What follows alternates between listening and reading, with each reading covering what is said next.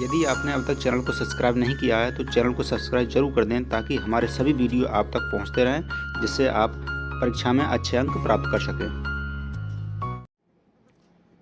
आइए आज हम देखते हैं कक्षा 10 विज्ञान का 13वां अध्याय, जिसका नाम है विद्युत धारा का चुंबकीय प्रभाव। आज हम देखेंगे अति महत्वपूर्ण 20 बहुविकल्पीय प्रश्न जो कि बोर्ड एग्ज़ाम और अन्य कंपटीशन में अक्सर पूछे जाते हैं। ठीक है, तो चलिए शुरू करते हैं। तो चलिए पहला प्रश्न देखते हैं। डायनमो का सिद्धांत आधारित है।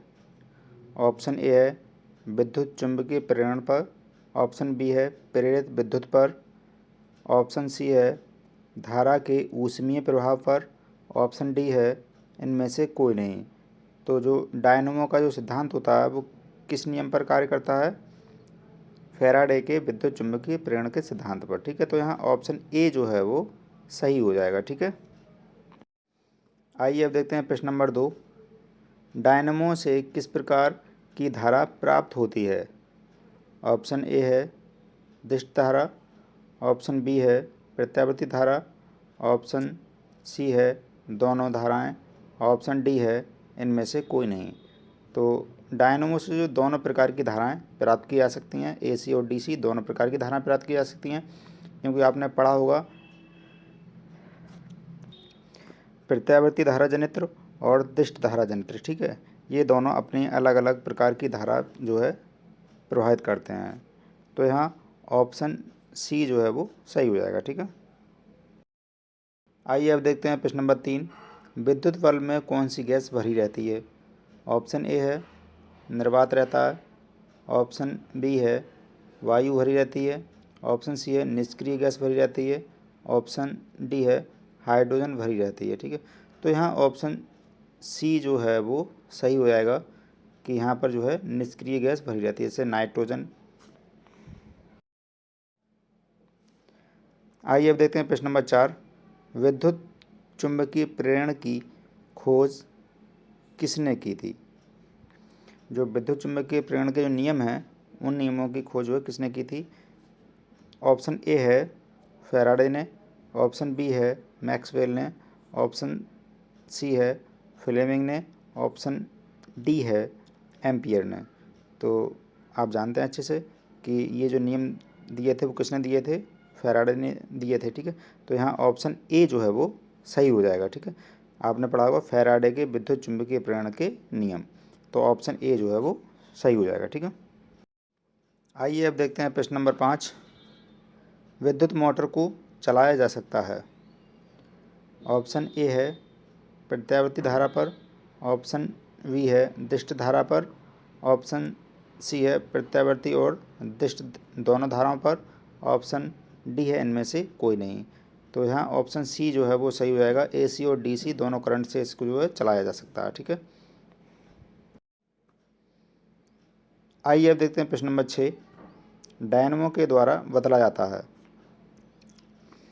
ऑप्शन ए है यांत्रिक ऊर्जा को विद्युत ऊर्जा में, ऑप्शन बी है चुंबकीय ऊर्जा को विद्युत ऊर्जा में, ऑप्शन सी है गतिज ऊर्जा को विद्युत ऊर्जा में, ऑप्शन डी है स्थितिज ऊर्जा को विद्युत ऊर्जा में। ठीक है, तो यहाँ ऑप्शन ए जो है वो सही हो जाएगा, इस डायनमो के द्वारा यांत्रिक ऊर्जा को विद्युत ऊर्जा में बदला जाता है। आइए अब देखते हैं प्रश्न नंबर 7।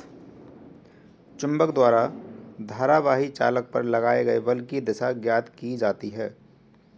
चुंबक द्वारा धारावाही चालक पर लगाए गए बल की दिशा ज्ञात की जाती है, मतलब कौन सा नियम जो है उससे लगता है। ठीक है, ऑप्शन ए है फ्लेमिंग के वाम हस्त के नियम से, ऑप्शन बी है ओम के नियम से, ऑप्शन सी है मैक्सवेल के दक्षिण हस्त नियम से, ऑप्शन डी है इनमें से किसी नियम से नहीं।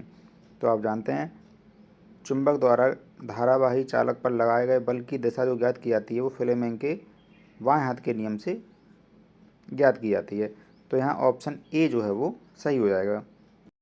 आइए अब देखते हैं प्रश्न नंबर 8। किसी छड़ चुंबक के अंदर चुंबकीय क्षेत्र रेखाओं की दिशा क्या होती है? ऑप्शन ए है उत्तर ध्रुव से दक्षिण ध्रुव, ऑप्शन बी है दक्षिण ध्रुव से उत्तर ध्रुव, ऑप्शन सी है उत्तर ध्रुव से पश्चिम ध्रुव, ऑप्शन डी है दक्षिण ध्रुव से पश्चिम ध्रुव। तो यहाँ ऑप्शन ए जो है वो सही हो जाएगा, उत्तरी ध्रुव से दक्षिण ध्रुव की ओर। ठीक है, ऑप्शन ए जो है यहाँ सही हो जाएगा। आइए अब देखते हैं प्रश्न नंबर 9। जल विद्युत संयंत्र किस ऊर्जा को विद्युत ऊर्जा में रूपांतरित करता है? ऑप्शन ए है तापीय ऊर्जा, ऑप्शन बी है नाभिकीय ऊर्जा, ऑप्शन सी है सौर ऊर्जा, ऑप्शन डी है स्थिर ऊर्जा। तो यहाँ ऑप्शन डी जो है वो सही हो जाएगा। जल विद्युत संयंत्र जो होते हैं वो जल की स्थिर ऊर्जा को विद्युत ऊर्जा में बदलते हैं। आइए अब देखते हैं प्रश्न नंबर 10। चुंबकीय फ्लक्स का मात्रक क्या है? ऑप्शन ए है टेस्ला, ऑप्शन बी है मीटर प्रति सेकंड, ऑप्शन सी है वेबर, ऑप्शन डी है गॉस। तो चुंबकीय फ्लक्स का जो मात्रक होता है वो क्या है? वेबर है। यहाँ ऑप्शन सी जो है वो सही हो जाएगा। ठीक है, आइए अब देखते हैं प्रश्न नंबर 11। किसी कुंडली में प्रेरित विद्युत वाहक बल का मान उसके संबद्ध चुंबकीय फ्लक्स के परिवर्तन की दर का समानुपाती होता है। ऑप्शन ए हो गया, ऑप्शन बी हो गया आपका व्युत्क्रमानुपाती होता है, ऑप्शन सी है दोनों होते हैं, ऑप्शन डी है इनमें से कोई नहीं। ठीक है, तो आप फैराडे के नियम से देखेंगे E = delta phi upon delta T. तो यहाँ ऑप्शन ए जो है वो सही हो जाएगा। ठीक है, समानुपाती होता है। आइए अब देते हैं प्रश्न नंबर 12। विद्युत परिपथ की लघुपतन अथवा अति भारण के कारण होने वाली हानि से सुरक्षा की सबसे महत्वपूर्ण युक्ति है। ऑप्शन ए है अमीटर, ऑप्शन बी है फ्यूज, ऑप्शन सी है बल्ब, ऑप्शन डी है पंखा। तो यहाँ ऑप्शन बी जो है वो सही हो जाएगा, फ्यूज। ठीक है, सबसे अच्छी युक्ति कौन सी होती है? फ्यूज होती है।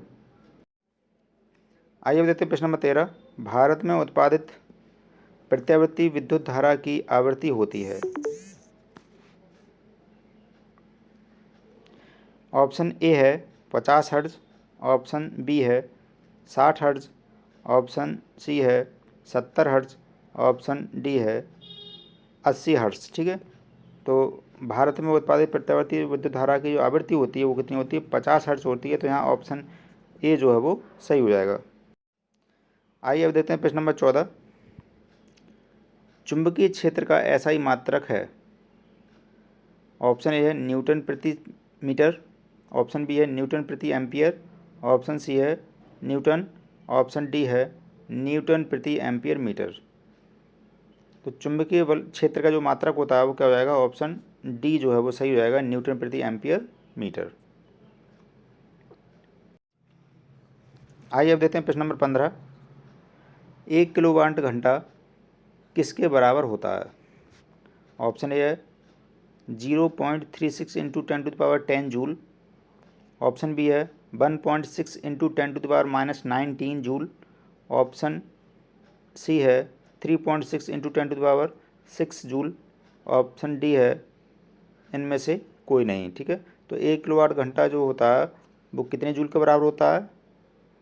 यहाँ हो जाएगा 3.6 इंटू 10⁻6 जूल। ठीक है, ऑप्शन सी जो है सही हो जाएगा, 3.6 गुणा 10⁻6 जूल। आइए अब देखते हैं प्रश्न नंबर 16। सर्पी वलय का प्रयोग निम्नलिखित में से किस में किया जाता है? ठीक है, ऑप्शन ए है विद्युत मोटर में, ऑप्शन बी है दिष्ट धारा जनित्र में, ऑप्शन सी है प्रत्यावर्ती धारा जनित्र में, ऑप्शन डी है बल्ब में।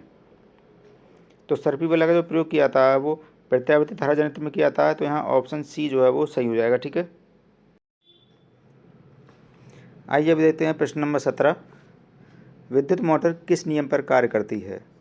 ऑप्शन ए है फ्लेमिंग के बाएं हाथ के नियम पर, ऑप्शन बी है फैराडे के नियम पर, ऑप्शन सी है फ्लेमिंग के दाएं हाथ के नियम पर, ऑप्शन डी है इनमें से कोई नहीं। तो यहाँ ऑप्शन ए जो है वो सही हो जाएगा, फ्लेमिंग के बाएं हाथ के नियम पर। ठीक है, आइए अब देखते हैं प्रश्न नंबर 18। चुंबकीय बल रेखाएं किस ध्रुव से निकलती हैं? ऑप्शन ए है दक्षिण ध्रुव से, ऑप्शन बी है उत्तरी ध्रुव से, ऑप्शन सी है दोनों ध्रुवों से, ऑप्शन डी है उपरोक्त में से कोई नहीं। ठीक है, तो यहाँ ऑप्शन बी जो है वो सही हो जाएगा कि चुंबकीय बल रेखाएं उत्तरी ध्रुव से निकलती हैं। आइए अब देखते हैं प्रश्न नंबर 19।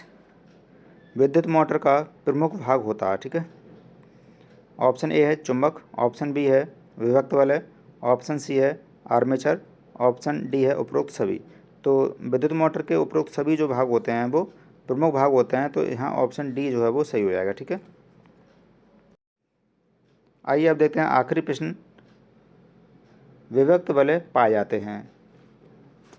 ऑप्शन ए है फ्यूज में, ऑप्शन बी है धारावाही कुंडली में, ऑप्शन सी है प्रत्यावर्ती धारा जनित्र में, ऑप्शन डी है दिष्ट धारा जनित्र में। ठीक है, तो विभक्त वलय जो होते हैं वो दिष्ट धारा जनित्र में पाए जाते हैं। यहाँ ऑप्शन डी जो है वो सही हो जाएगा। ठीक है, इसी के साथ आज के अति महत्वपूर्ण 20 बहुविकल्पी प्रश्न जो है वो समाप्त होते हैं।